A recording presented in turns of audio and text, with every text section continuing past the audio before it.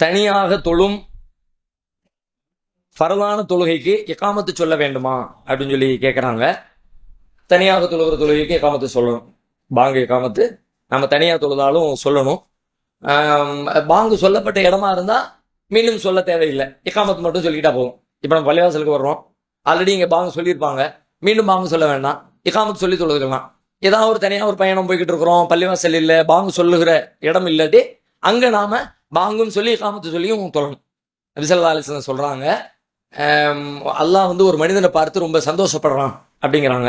யார் அப்படின்னு கேட்டால், மலை உச்சியில் ஆடு மேய்க்க போன இடையன் ஒருத்தன் பாங்கு சொல்லி இகாமத்து சொல்லி அந்த நேரம் வந்த உடனே அல்லாஹ்வை தொழுகிற பொழுது அந்த அடியானை பார்த்து அல்லாஹ் மகிழ்ச்சி அடைகிறான். வானவர்களிடத்திலே அவர்களை எடுத்து காட்டுகிறான். உங்களுரு இலா அபதி, என்னுடைய அடியாரை பாருங்கள், அவர் இகாமத்தும் பாங்கும் இகாமத்தும் சொல்லி தொழுகை நடத்துகிறாரே, என் அடியாரை பாருங்கள் என்று தன்னுடைய மலக்குமார்களிடத்தில் அல்லாஹ் எடுத்து காட்டுகிறான் அப்படின்னு ஸல்லல்லாஹு அலைஹி வஸல்லம் சொல்றாங்க. அதனால தனிமையில் தொழுதா இந்த இதிலிருந்து அந்த சட்டத்தை எடுத்துக்கிறோம். அல்லாஹ் மகிழ்ச்சி அடைகிறாங்கிறது தகவல். சட்டம் என்ன? தனியா தொழுகிற ஒருத்தர் பாங்கும் இகாமத்தும் சொல்வதை பார்த்து அல்லாஹ் மகிழ்ந்திருக்கிறான் அப்படிங்கிறது அதுல நம்ம புரிஞ்சுக்கிற ஒரு செய்தி. பெண்களுக்கு அப்படி ஒன்றும் விதிவிலக்கு இருக்கிற மாதிரி நமக்கு எந்த செய்தியும் இல்லை. ஆண்களுக்கு என்ன சட்டமோ பெண்களுக்கு சட்டங்கள் சில விதிவிலக்கு இருக்குது. ஆனா அது இந்த மாதிரி தொழுகை முறைகள் எல்லாம் பெருசா விதிவிலக்கு இல்லை. உதாரணமா சொல்றதா இருந்தா ஆடையில விதிவிலக்கு இருக்கு. நாம தோல் புஜத்தை மறைச்சு மறைவிடங்களை மறைச்சா தொழுகைக்கு நமக்கு போதுமானது. அவங்க முழுசா மறைக்கணும்.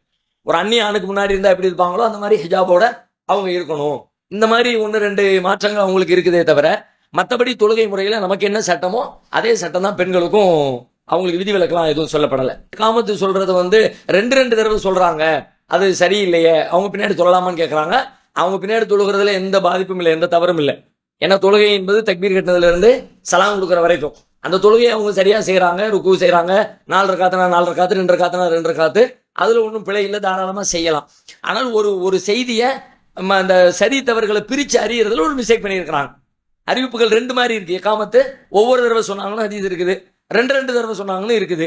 ஆனா 2 தடவை சொன்னாங்க என்பது கொஞ்சம் பலவீனமான செய்தியாகவும், ஒரு தடவை சொன்னார்கள் என்பது ஆதாரபூர்வமான செய்தியாகவும் இருக்கிறது. இதை பிரிச்சு அறியறதுல ஒரு தப்பு பண்ணிட்டாங்க, மிஸ்டேக் பண்ணிட்டாங்க. பெருசா பாரதூரமா நினைக்கிற அளவுக்கு உள்ளதில்லை. சிந்தித்து எடுக்கிற சில விஷயங்கள்ல மனுஷன் தவறு செய்யறது யதார்த்தம். அந்த மாதிரி ஒரு பிழை நடந்திருக்கிறது. அதை அவங்கள்ட்ட எடுத்து சொல்லி சீர்திருத்தம் பண்ண முயற்சி எடுக்க வேண்டியதான். கேட்டுக்கிட்டா ஓகே, கேட்கலாட்டியும் ஒரு பெரிய பாவத்தை பண்ணிட்டாங்கன்ற அளவுக்கு அவங்கள நம்ம ஒதுக்கி வைக்கிற முடிவு எடுக்கிற அளவுக்கு உள்ளதில்லை. தாராளமா அவங்க பின்னாடி நின்று நம்ம தொழுகலாம். வீட்டுல தொழுகும் போது பாங்கு சத்தம் கேட்டா பாங்கு சொல்லணுமான்னு கேட்கறாங்க. பாங்கு சப்தம் கேட்ட இடத்தில் பாங்கு சொல்ல தேவையில்லை. பாங்கு சொல்லப்பட்ட இடம்ங்கிறாங்க ரசூல்லா. பாங்கு சொல்லப்பட்ட இடத்துல மீண்டும் பாங்கு சொல்ல வேண்டாம். சொல்லப்பட்ட இடம்னா என்ன? சொல்லப்பட்ட இடம்னா சொன்னவர் நின்ன இடம் பள்ளி. சொல்லப்பட்ட இடம் அந்த சவுண்டு எங்கெல்லாம் கேட்டுச்சோ அதெல்லாம் சொல்லப்பட்ட இடம். நம்ம பள்ளின்னு சொல்றோம்ல, பள்ளியில சொன்ன ஆளு நின்னார், அவ்வளவு. சொன்ன ஆளு எங்க நின்னாருன்னா இங்க நின்னாரு. ஆனா சொல்லப்பட்ட இடம் எது? சுத்தி இருக்கிற ஒரு 100 வீட்டுக்கு கேட்கிற அளவுக்கு ஒரு சொல்லி இருக்கிறார். அப்ப அது எல்லாமே சொல்லப்பட்ட இடம். எங்கெல்லாம் இந்த சப்தம் ஒலித்ததோ அது எல்லாம் எங்க கேட்டுச்சோ அங்க வரைக்கும் நம்ம பாங்கு சொல்ல தேவையில்லை. இப்ப பாங்கு என்பது பாங்கு வக்து வந்த உடனே பள்ளிவாசல சொல்லுவாங்க. நீங்க வக்து வந்த உடனே சொல்லணும் அவசியம் இல்லை. நீங்க எப்ப தொழுகிறீங்களோ அப்ப சொல்லிக்கலாம்.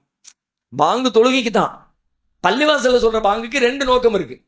ஒரு நோக்கம் என்னன்னு கேட்டா தொழுகைக்கு, இன்னொரு நோக்கம் வீடுகள்ல இருக்கிற பெண்கள் அவங்க தொழுகை டைம் வந்துருச்சுன்னு புரிஞ்சுக்கிட்டு தொழுகணும்ல, அதுக்காகவும் பள்ளிவாசல்ல சப்தமாக வக்து வந்தோன்னு பாங்கு சொல்றாங்க. தொழுகை 1/2 மணி நேரம் கழிச்சு வைப்பாங்க, 3/4 மணி நேரம் கழிச்சு கூட வைப்பாங்க, தப்பு கிடையாது.